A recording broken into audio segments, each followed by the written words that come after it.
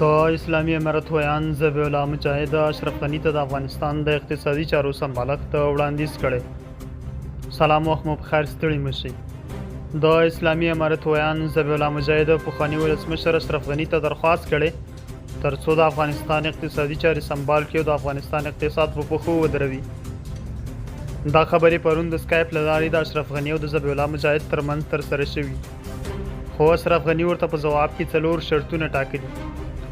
لومړی باید د نجونو ښوونځي خلاص کړي، دویم د پاکستان سره راکړه ورکړه بند او له هندوستان سره د راکړې ورکړې دوستي اعلان کړي، دریم باید حکومت هم ټول شموله وي، څلورم باید د جمهوریت تیرو پوځیانو ته په خپل نظام کې ځای ورکړي.